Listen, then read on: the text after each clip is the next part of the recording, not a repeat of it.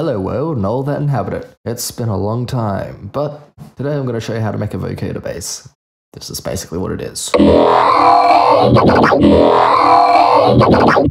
Alright, the real guy that knows how to do this insanely is a guy called Seamless, so definitely check him out. But this is a neatly contained unit. So if I open up the patch, there you go. It's all in one patch, one mixer track. So basically to reconstruct this, we're going to need to open up Patcher. So plugin picker, go to Patcher, and basically it's based off a vocoder. So what we're going to do is we're going to drag in two citruses and unroute them from the MIDI. And then we're going to drag in a vocoder. In this case, Vocoder. And then we're going to drag in VFX color mapper, which is in plugin database, effects, and voice. It's not in the plugin picker unless you put it there, like I have. So we're going to drag that in as well. All right, to make this nice and neat and contained, we're going to go to the color mapper, right click on it and go outputs, events, activate all. And then we're going to drag number 1 to our carrier and number 9 to our modulator. And then we're going to right click color mapper, hit outputs, events, deactivate unused. And there you go, nice and neat. To Vocoder, we're going to right click on it, we're going to go to inputs, audio, deactivate all. And because the setup of this is retarded, we're going to go to inputs, audio, add 1. And then we're going to go to inputs, audio, add 1 again. Now we're just going to quickly rename everything. So we're going to go rename, we're going to call it carrier. And we're going to call the other one modulator. Rename. All right, and then we just link them up. So carrier to input 1, go onto Vocoder, carrier, right click, input 1. Then we're going to go to modulator, click onto the other one, and then open up Vocoder again, right click on modulator, and input 2. And there we go. And we just write that back into FL Studio. All right, so that's the easy part done. What you're going to notice is if you just draw notes normally, they're not going to play in your pattern. That's because vocoding relies on 2 inputs. And the reason why we got input 9 is so you can select the little pink note here, you select the green, and then you press on that. My note's now pink. That's sending to MIDI channel 9. So now that I've got those 2, it'll make sound. That's the Citrus default patch. So now all the routing's set up, let's do the actual sound construction. So for the carrier, I'm just going to do a basic respace. So I'm going to go to default. Operator 1 is going to be a saw wave. Operator 2 is going to be a saw wave also. Those are both going to be routed out. And now we're going to detune operator 2 significantly to give it that Reese warble, which we can't hear yet because, yeah.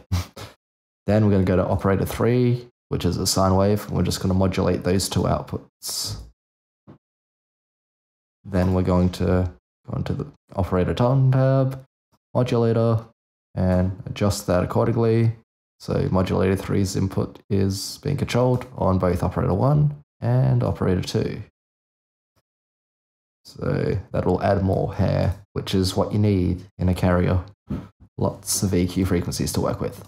Right, and now for the modulator, we're just going to do another default bass and just the basic FM yoy. So what am I doing? So operator 1's a sine wave, operator 2 is going to be a triangle wave, and operator 3 is going to be a triangle wave. That's up at ratio 64. Operator 2 is modulating operator 1 by 100%, and operator 3 is affecting operator 1 by about 1%. You don't need much. Then we're going to go to operator 1, modulation, mod X, and there you go. That's those 2 sounds. So now if we play our MIDI, it's going to be very abrasive and it's clipping like all hell, so I'll just turn it down or route it. That generally helps. 24, 23. There we go.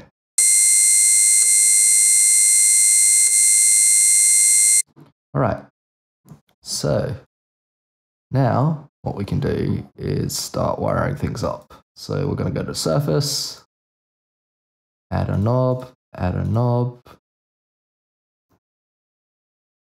one more knob, and another one. So we've got 4 knobs to control in total.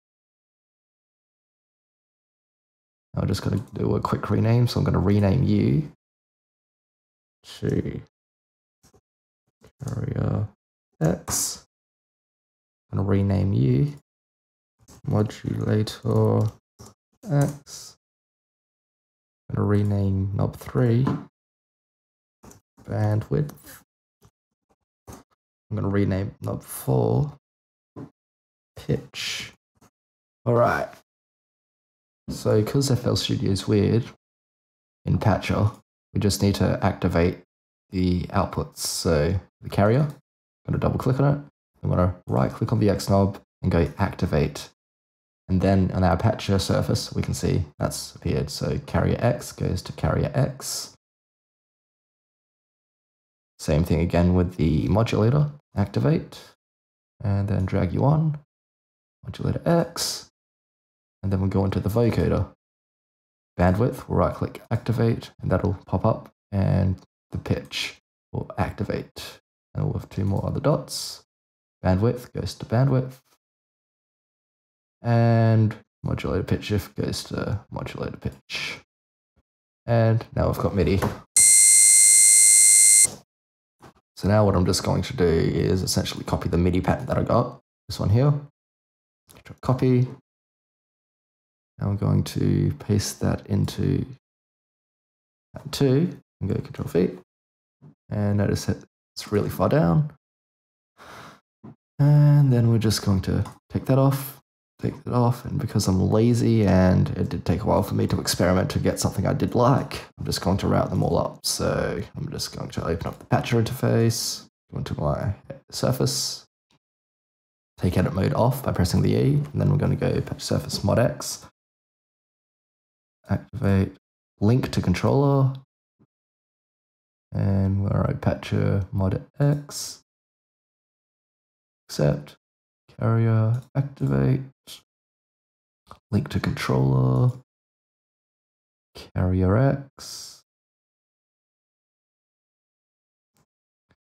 accept, bandwidth, activate, link to controller, bandwidth, accept, and pitch, activate, link to controller, pitch, activate. All right, and now we've got same kind of thing. Beautiful. All right, in case you're wondering, different controllers on here will affect different aspects of it. These top 2 here affect all the generator side of it, and these bottom 2 here affect the vocoder side. If we just mess around with it, we can hear the effect that we have. Like, for example, bandwidth will make it sound vocodery and glassy if it's down at really low values. So, for example, this section in particular sounds really vocoderish and waterish. So if I exaggerate that, you get the idea. Nice when used subtly, but ultimately painful. The pitch envelope affects the pitch of the modulator. So we add values in there.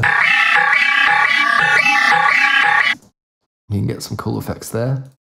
However, you can already edit that as it is in our piano roll because this one is affecting the modulator. So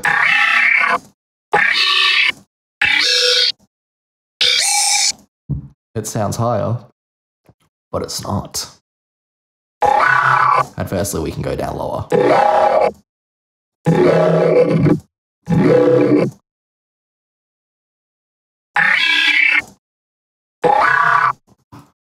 ultimately it's all about experimentation. But yeah, that's pretty much how you'd set yourself up a nice little vocoder base in one little unit, although it looks fairly complex. Once you get the methodology right, it's not too bad. Ugh, what a mess.